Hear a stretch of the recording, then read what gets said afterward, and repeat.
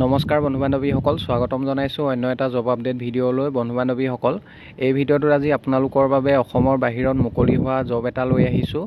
আৰু আপোনালোকে যদি ইণ্টাৰেষ্টেড হয় জবটোৰ বাবে, যদি যাব বিচাৰে, কোম্পানীৰ ফালৰ পৰা ট্ৰেইনৰ টিকেট কৰি দিয়া হ'ব। আৰু জবটো কোনো ধৰণৰ কনচালটেঞ্চি নহয়। ইয়াৰ বাবে আপোনালোকে কোনো ধৰণৰ ফিজ দিব নালাগে, জইনিং ফিজ বা এপ্লাই ফিজ একো দিব নালাগে। সম্পূৰ্ণ বিনামূলীয়াকৈ আপোনালোকে জবটো কৰিব পাৰিব। জব লোকেশ্যন হৈছে হায়দৰাবাদ, চেন্নাই আৰু বেংগলোৰ। কোম্পানী জববোৰ ডি-মাৰ্ট কোম্পানীৰ ফালৰ পৰা মুকলি হৈছে। জবটোৰ বাবে educational qualification minimum matric pass কৰা কেণ্ডিডেট বিচৰা হৈছে। 10 পাছ হ'লে আপোনালোকে জবটো কৰিব পাৰিব। আৰু এজ লিমিট দিয়া হৈছে মিনিমাম 18 বছৰ আৰু মেক্সিমাম 25 বছৰ বয়সলৈকে আপোনালোকে জবটো কৰিব পাৰিব। Designation assistant.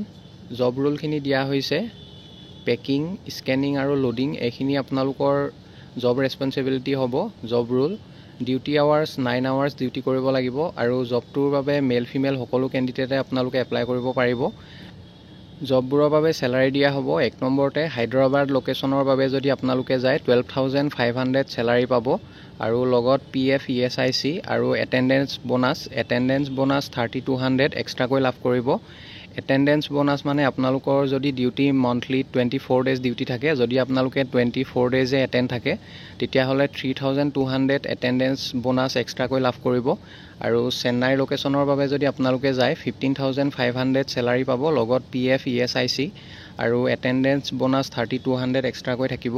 আৰু 3 নম্বৰতে যদি আপোনালোকে বেংগলোৰ লোকেশ্যনৰ বাবে যায় 15,000 চেলাৰী পাব, লগত PF ESIC আৰু এটেণ্ডেঞ্চ বোনাছ 3,200 থাকিব। ডিউটি আৱাৰ্ছ 9 আৱাৰ্ছ ডিউটি হ'ব। Flexible shift.